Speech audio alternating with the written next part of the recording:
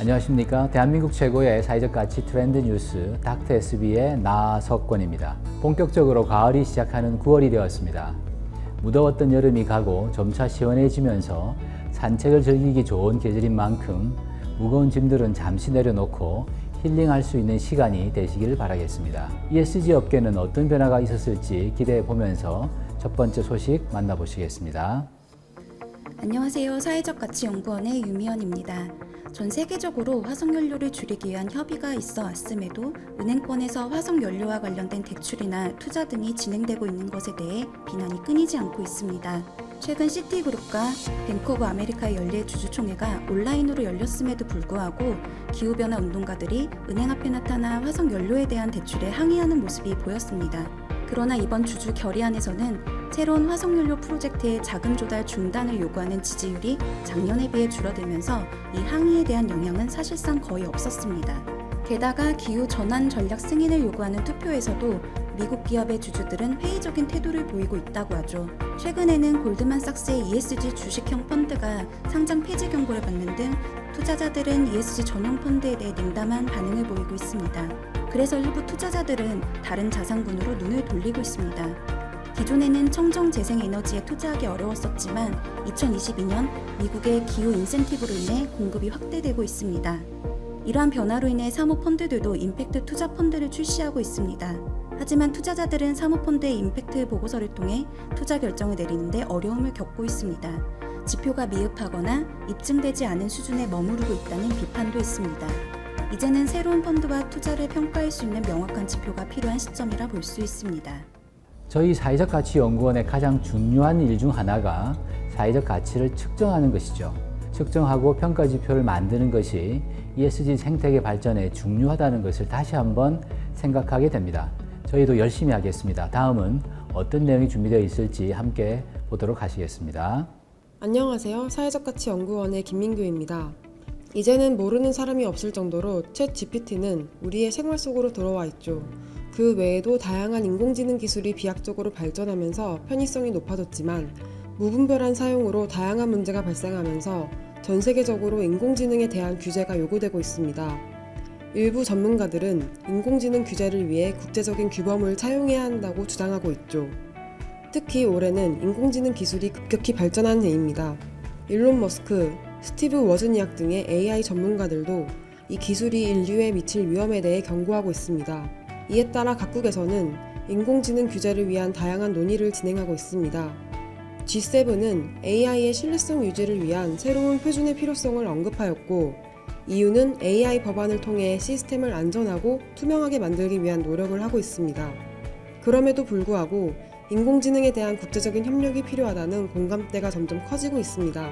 이와 비슷한 사례로 기후변화라는 문제에 대해 국제적 협약을 만든 COP를 예로 들 수 있습니다.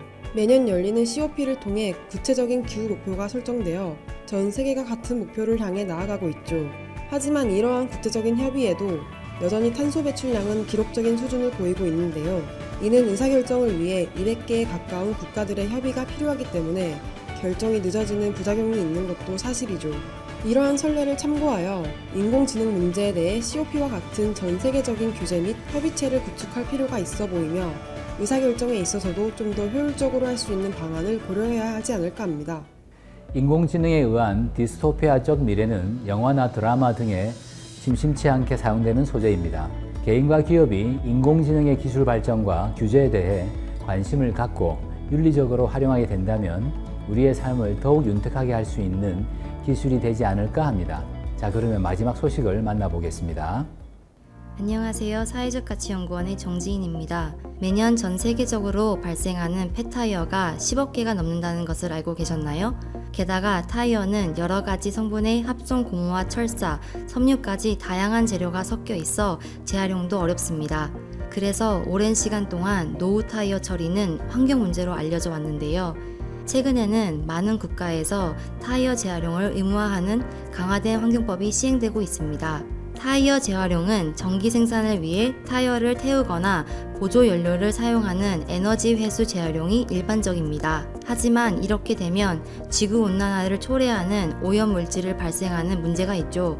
노르웨이 기업인 웨이스트프런트는 올해 말에 영국 북동부 서덜랜드에 거대한 타이어 재활용 공장을 건설할 계획이라고 하는데요. 이 프로젝트에는 스위스 기업인 비톨도 참여하여 타이어를 강철, 카본 블랙, 고무라는 세 가지 요소로 분해하는 공정을 개발하고 있습니다. 재활용된 타이어의 부산물은 중량 기준으로 TDO라는 타이어 파생 오일이 40%, 카본 블랙이 30%, 강철이 20%, 가스가 10%로 구성됩니다. 재활용을 통해 회수된 TDO는 디젤과 유사한 특성을 가지며 기존 연료에 비해 이산화탄소 배출량을 80에서 90% 감소시킨다고 하죠. 현재 전기차가 내연 기관차를 대체하는 추세이지만 대형차는 앞으로 수십 년 동안 디젤 연료를 사용할 것으로 예상됩니다.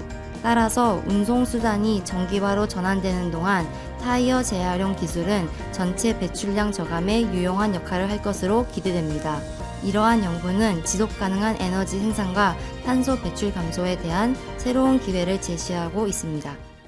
새로운 기술과 혁신을 통해 더욱 지속 가능한 미래를 창출할 수 있다는 좋은 사례가 되지 않을까 합니다. 아직 세상에는 사람들의 편의를 위해 만들어졌지만 환경오염을 유발하는 다양한 제품들이 많습니다.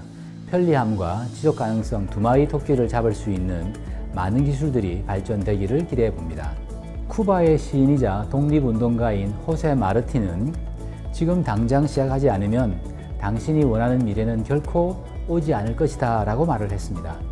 우리가 지속 가능한 미래를 향해 나아가기 위해서는 오늘부터 행동으로 옮기며 나아가길 바라겠습니다. 오늘 준비한 소식은 여기까지입니다. 앞으로도 전 세계 트렌드와 양질의 인사이트를 전달드리기 위해서 노력하겠습니다. 들어주셔서 감사합니다.